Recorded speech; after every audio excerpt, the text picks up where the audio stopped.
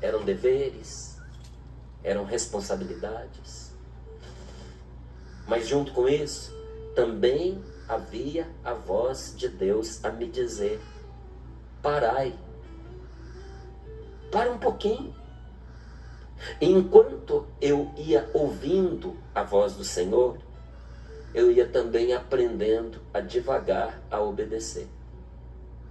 Sabe, não é você virar a chave e da noite para o dia você não ouvia a Deus, agora você o ouve. Você vai aprendendo a escutar a Deus. Mas eu te digo, das vozes que falam aos meus ouvidos e ao meu coração, não tem nenhuma tão viva, tão real, tão poderosa, tão amorosa, tão eficaz, tão certeira quanto a voz de Deus. Um dia eu estava na cozinha conversando com meu filho, e aí no meio da conversa ele disse assim: pai, você é diferente, pai. Eu nunca ouço ninguém falar como você fala. Por que você fala assim tão diferente? Diferente dos pais dos meus amigos. Era um elogio. As coisas que você fala acontecem. Como é que pode? Como é que você aprende as coisas? Onde é que você lê essas coisas? E aí eu peguei a Bíblia, abri e disse para ele: aqui ó,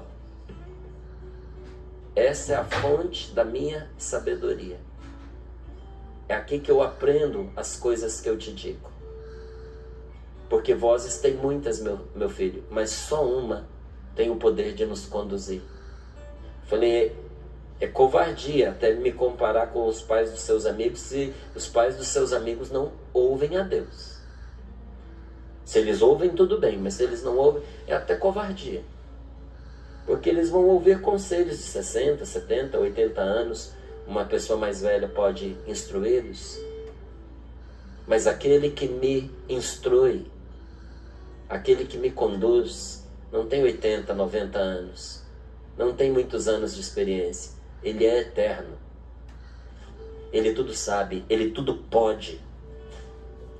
Então eu digo a você, a gente vai aprendendo a ouvir e a obedecer a voz de Deus.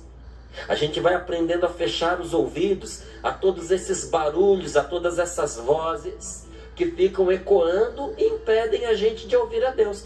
Se você não ouvir a Deus, você vai viver desesperado. Desesperado. Você vai viver ansioso, porque vai ter muitas vozes para te preocupar com o dia de amanhã, com o futuro.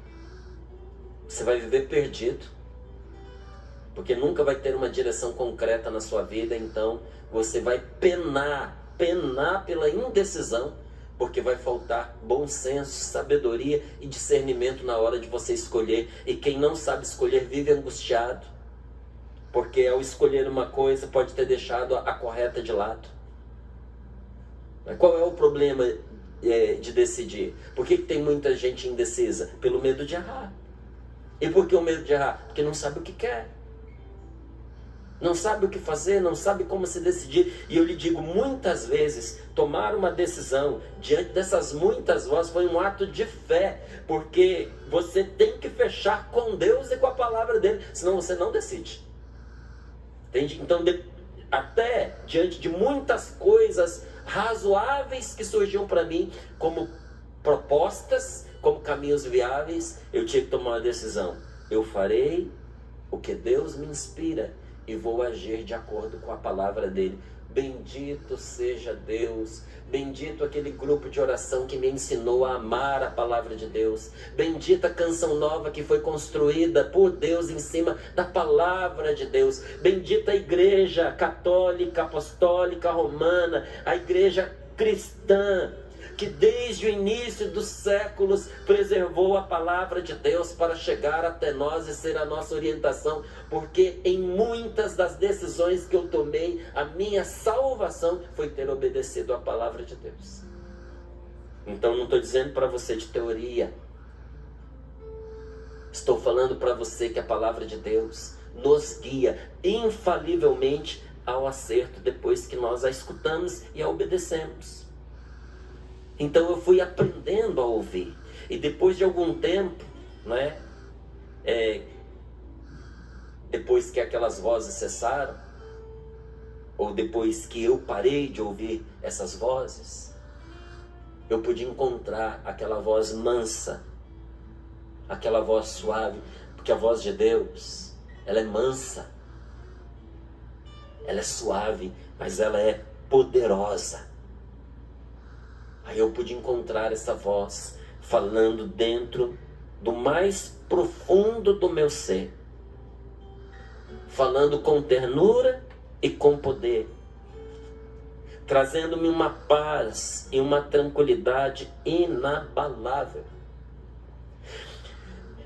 Eu contava ontem para Paula e para Salete que para poder escrever esse livro, né, 40 dias na presença do Senhor, eu vivi um retiro de 15 dias de oração, né?